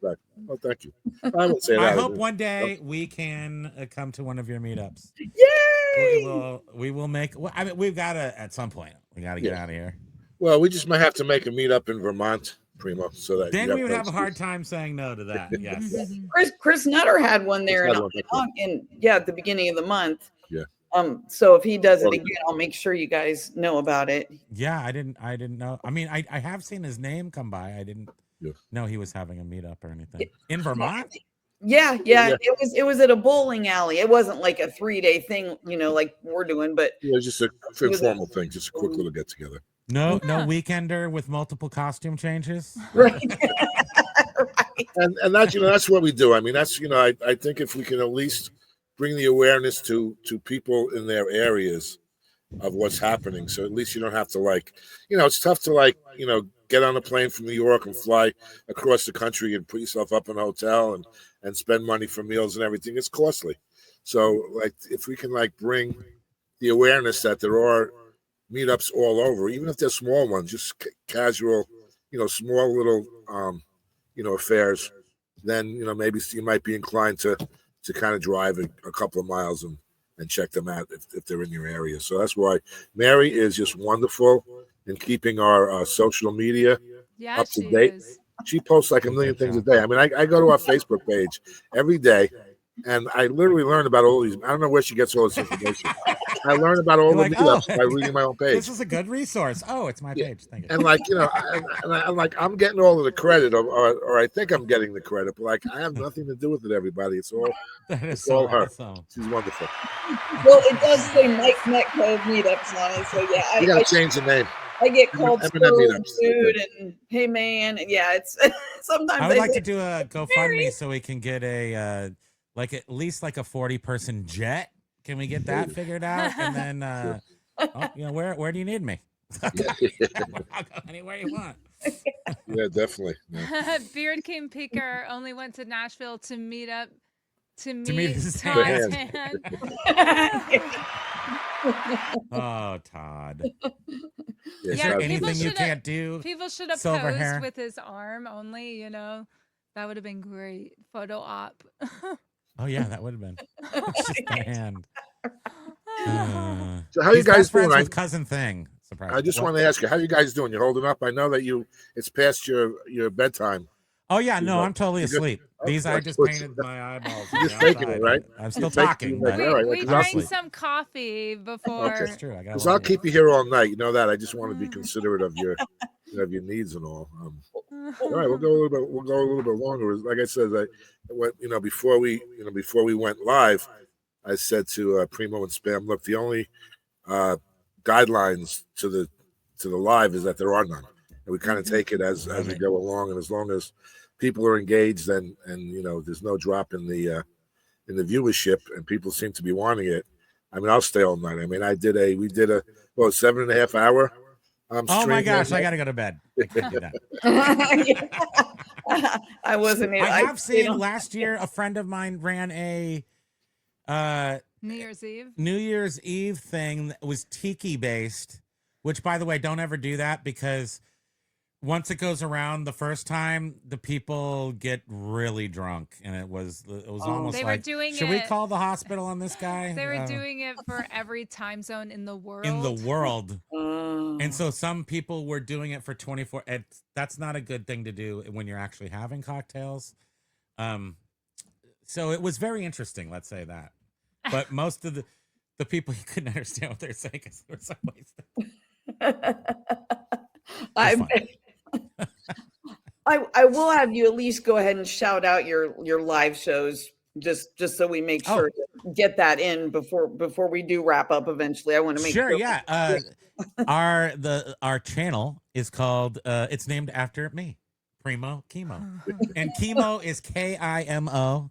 It is not like Chemo. It's Kimo, which is Jim in Hawaiian, or my name is James. James in Hawaiian is Kimo. Didn't know that. And Primo is the beer. Primo. The main man. Primo beer. Yes. And so the channel is Primo Kimo. The show is on, our live show is on Monday and Wednesday at 1 p.m. Eastern. And it's just a little fun, me and her, mostly me yelling at the microphone about nonsense. And it's while you do stuff on eBay, we talk about eBay, you know. And I mean, I think everyone here in the chat are regulars on your show. Pitco. So we're talking. Where are you going? Just because it's 2:30 in the morning, what do you think you're doing? Get back to your desk and watch us some more. Thank you for joining us, Mike. Pitco. I interrupted you. No, that's quite all right. That's no problem. But I just wanted to say that I know everyone here was preaching to the choir here, because everyone are, are regular, pretty much regulars in your show.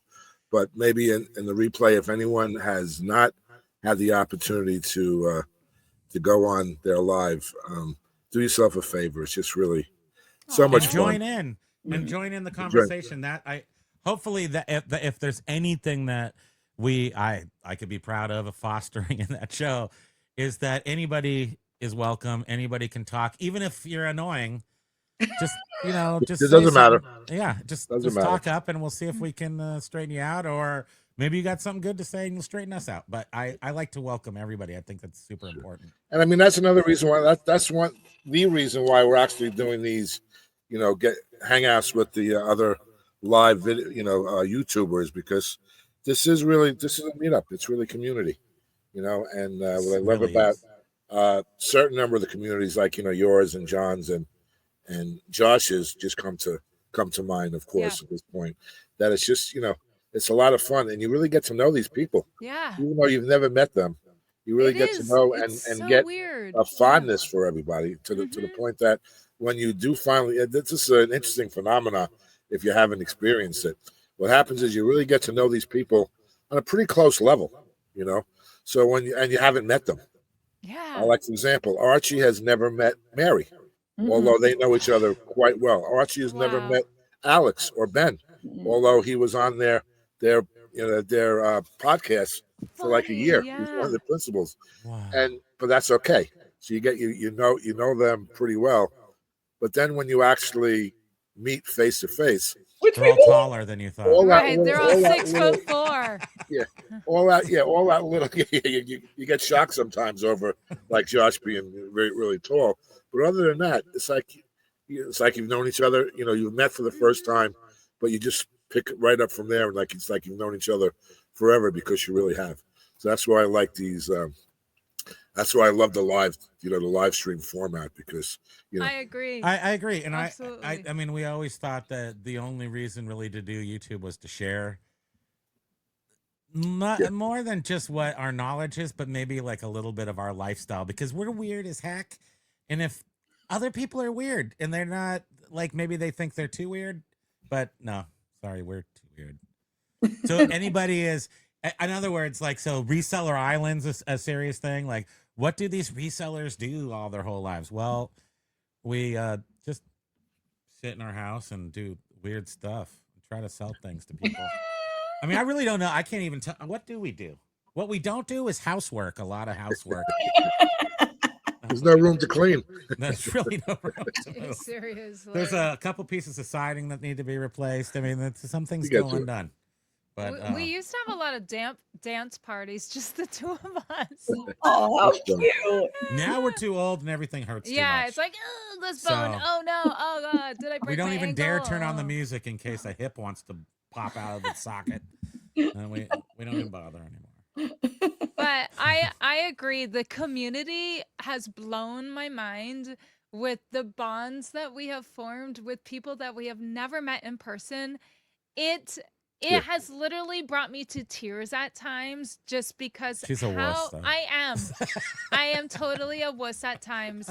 Just how It's touching. We've how been touched for sure. thoughtful Absolutely. people have been, how people we've never even met have sent us gifts and super chat. Mike was so generous on Monday with his super 56 chat. candles. It's just mind blowing to me. 56 candles. Dun, dun, dun, dun, dun, dun. But I know, I think I said to him, I was like, oh my god, if I met some of these people in person, I would probably just start crying as I hug them. You will. Yeah, you would. Yeah, you would. Yeah. You definitely will. We're going to have to get you little diaper bags for you. Tape them to underneath my eyes. It just catches all my tears. Aw. Oh, Oh, Mike can go for hours. Yeah. This guy, We got a new entry. Paul Rose is here. Rose is here. Oh my Aloha Night gosh. Owls. It is literally like 2 in the morning where he Dude, lives. it is 2:38, isn't Paul it? Rose Or is more. Paul Rose is one of those people where we have totally bonded with him, communicate with him through email. And he lives in England. Yeah. Yeah, we love him. All because of eBay YouTube videos. Yeah. Really, it's a wonderful thing. It Yeah. really is, especially when we have a profession that lends itself to isolation. Yeah. It does. It does. And and it's like you try to reach out to your friends and family members and all, and it's like I've learned when the eyes start rolling up up in the But head, you I know, just what's so crazy is that this lifestyle has the stories and the experiences that I don't say movies are made out of or anything, but Yeah. like the best experiences are these. While people go to work every day, do you guys go to work every day? I work remote. Oh, you do? Okay. Yeah, Well, I do have Wow, a work. you're so busy. suckers go in, get into their cars, and commute. So we'll just say that. So we don't, if you, what's beautiful is just not leaving your house in the morning. You're like, I don't actually have to go out of here, so it doesn't really matter. Yeah. That did make a big difference when we all came home. Yeah. By the Lake Exchange. But this reseller lifestyle, this is people. They look at it. They might go, well, I don't know if I want a house full of crap and whatever. It's like, is anything really set in stone in your profession? No. It's like, I don't know what's going to happen tomorrow. Who knows? But that freedom and that I don't know. It's what stories are written about. That's what I'm saying. Just like a whole lifetime of seller experiences. I mean, could fill books with fun anecdotes and and I just want to add too, when we were doing our focus was mostly furniture, we met some of the most unique, interesting that's kind of people. what I'm talking about too. And boy, do I ever wish like some movie stars and some like a lot of Hollywood type like producers and things, because they would redo their houses, like their New York City houses. I wish that we documented our interactions, because I mean, we some of would them are meet still people that clients were down and a little out bit. that needed to sell their beautiful furniture because we took advantage of them and left them with their houseless. parents that were in the military in Germany, like, and it was like heartbreaking, but she needed money. Heartbreaking things. And I was like, I just want to document this. Like, there is such a story behind this. So you're furniture. in pain, ma'am. Tell us how it is. We're gonna give you, we're gonna buy this from you for a pretty decent price, but we're gonna sell it for like a lot. So we went multiple times. We'd go into houses and people would be like, "Please give me $100 for this," and we're like, "Well, it's $4,000 worth of stuff. We'll give you more. We'll give you some more than that." And people just don't even know what to make of it. They're just like, right. I think they might think, did I do the wrong thing by selling this? I don't know. But it was always, there was multiple times when we'd face that particular we met situation. a guy that hung out with Salvador Dali. Like, he invented American Express card. Like, we are talking about, don't leave home without it. We have found some interesting people. And I like I said, I wish we documented those chairs right there are from his house. Yeah, the chairs in the back here. Back in the day in the 80s, they were designer chairs. And they gave them to us for dirt cheap. They were just like, we need to get rid of that and just take them. And we're like, okay, sure. But the stories behind some of the stuff is really just interesting and intriguing. I can't remember most of them, I think, probably. Yeah. At this point, because of elderliness, but I know. Oh, elderliness. You're a year younger than I am. It's also a brutal. This is a brutal profession too, especially if you do heavy stuff. So, I went from video games to sofas to finally, right now is the best. You take the book, you put it in the envelope, you give it to the postman. Thank you. What is I do love a this cologne demonstration? What is John talking about? Is the proper application? Is he typing a message back? Yeah, I think so. That's hilarious. I love it. Oh, Archie's TikTok shop. Oh, okay. Oh, okay. What's on Archie's TikTok? Oh, because he sells stuff on there, right? Yeah, well, I was just in Vegas for 2 weeks, and I stayed with Archie most of the time. I was with John and Jennifer a couple of days during eBay Open, but Archie and I we got like just a real good love, loving friendship relationship and all of that. Have a lot of fun, and we carry on and we do things. So Archie has been selling on TikTok lately. So he's been like selling different items and really crushing it. I mean, he's doing pretty well. So he got me involved in two of his sales. One was he got this one shirt. They give you a bunch of items that you can't sell, right? And he looks at them, and this one shirt about how this is the fabulous Mike that you've all heard about and something like that. So he says that shirt's perfect for Mike, and so I'm going to buy it, and then I'm going to put Mike in the video to sell it. And actually, it's on one of my videos, showing the thing. So who knew I was like an upcoming YouTube, TikTok, Star. Sensation. Hawker sensation star. So went on that. So then he did another one with Cologne. Well, you got to see that one. It's tough to describe, but it's on Archie's TikTok shop if you want to check it out. We'll go look at that. I know. I went over there to see that that's the only place he sells, right? Is that the only place he's selling right now? You've typed it in before. have. Yeah, no, he sells on eBay, but he's been really, and he sells, and he does live selling now as well. He's diverse. Is it like whatnot prices or like TikTok? Yeah. No, TikTok is pretty cheap stuff. I mean, it's pretty much all the Chinese stuff, pretty much, right? Oh, okay. So and it's all crappy stuff. You sell, like shirts fall apart. Not to be a non-testimonial for the product, but it's not the best products. But he makes a commercial, and he gets a commission like 75 cents or $1.50 for each one that he sells. But he was selling a lot while I was there, so I got involved in that aspect as well. But no, Archie also sells. He's been really killing it on live selling lately. He's been selling on the district platform. Yeah, go Does a couple of shows a week now, and he's been doing pretty good. And he sells on eBay as well. So staying active. Well, district is I've done one. I went to a ADHJ auction, an Atari cartridge auction, and I was able to, for the first time, to understand how addictive and ridiculous buying is on the live auction formats. I mean, it's just like one touch of a button and that thing is yours, and the money's out of your account. Oh yeah. And I'm just like, well, how much is in there? Let's see. Let's keep buying stuff until I run out of money, because you can do that. You really can. And I was like, well, this is kind of addictive. Almost like this anxious thing. It is. Mm-hmm. And I was thinking that that is probably that's why it's a good place to sell stuff. It is. You move the stuff. That's why I'm glad. But then you have to get more stuff. So you got to be kind of a funnel. That's why I'm glad eBay now does buy it now, because the auctions would get me so crazy anxious. Yeah, I think I lost waiting years those of my last life minutes. I'd be like, oh god, oh god, oh god. Sniping the last 10 seconds. No, I can do it in 3 seconds. It's a lot of fun. It's just another way to sell. It's valuable.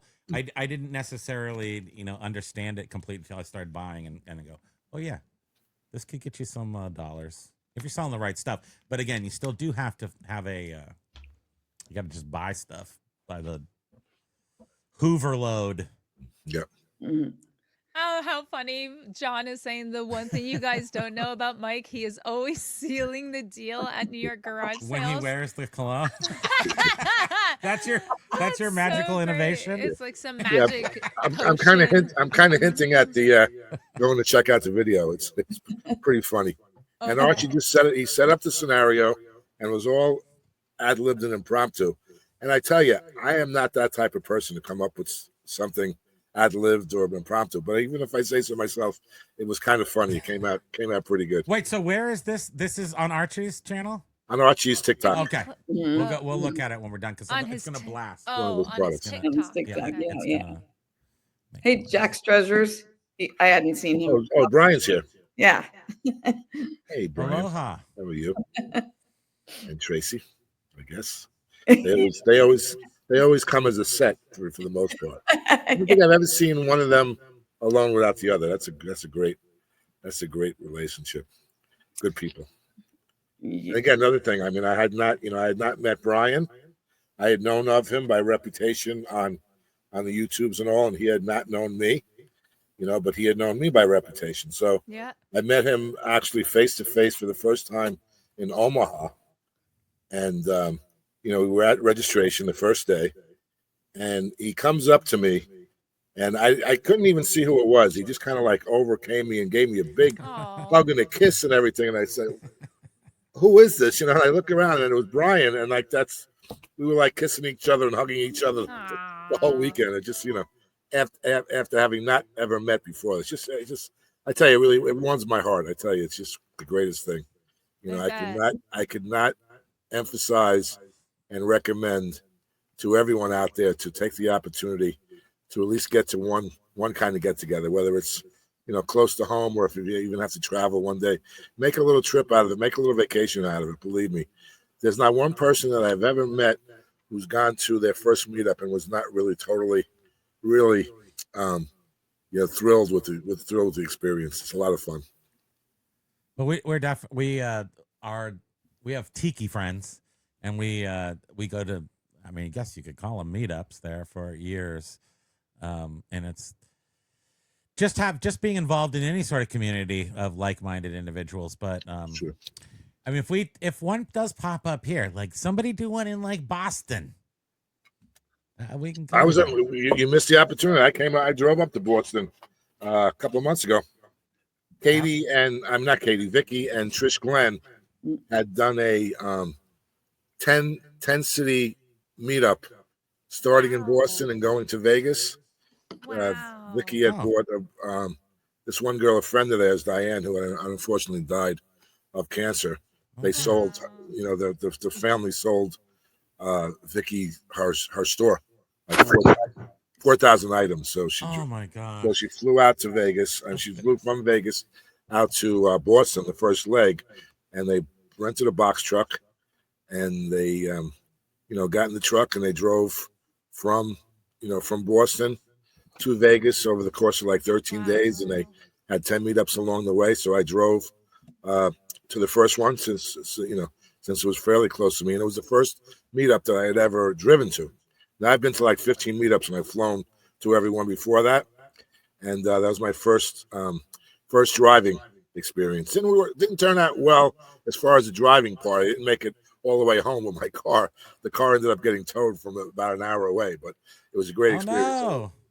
So airplanes 15, cars 0. That's 0, which is my score at this point.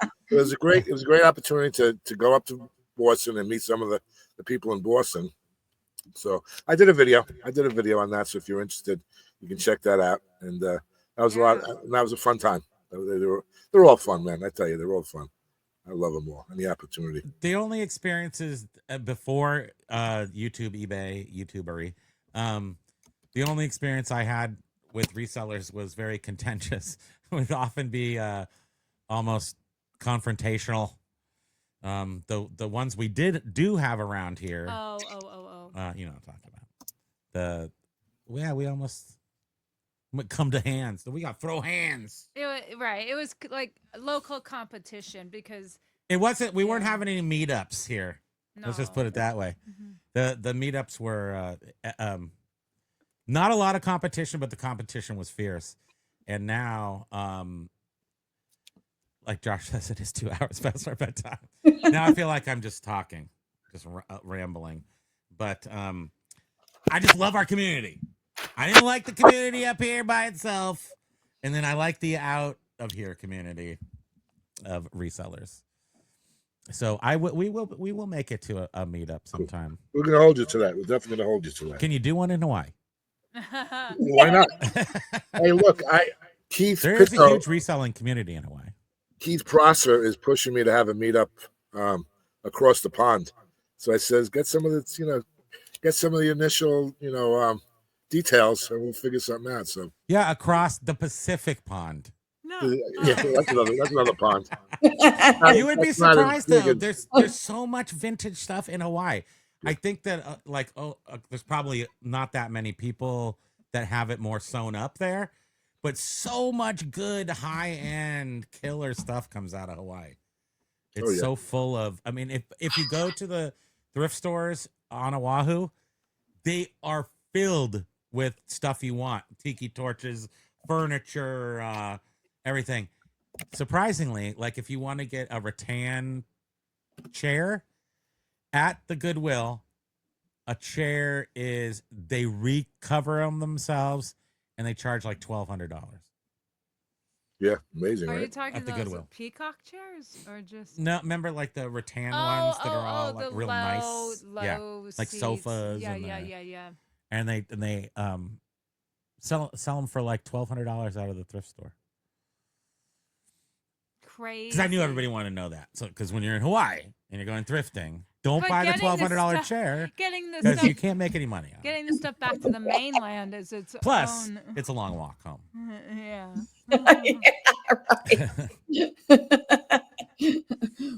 Well, do you guys want to start wrapping up since I think so. I think we'll Josh go. said Sure. it might be time to let Pokey go. Yeah, to because Can you I know have a me, pillow? we'll go forever. And Pokey's, Yeah. yes, Pokey's Yeah. starting to I purr. time.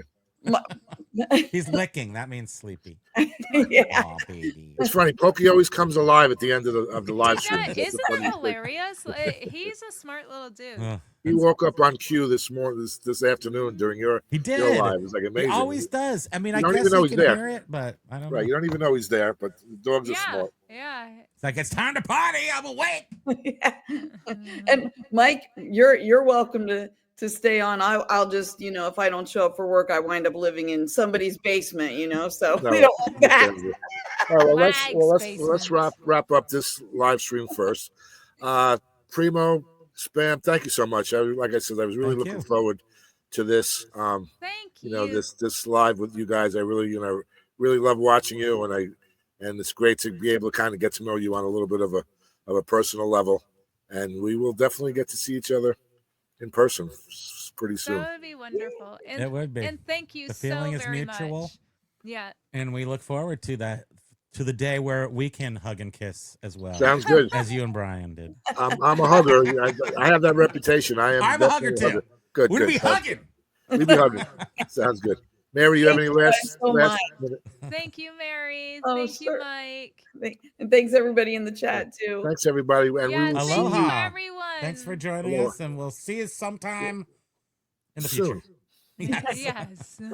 Bye everybody. Bye. Thanks for Thanks coming. Aloha. so much. Good night, everyone. Bye-bye. Aloha.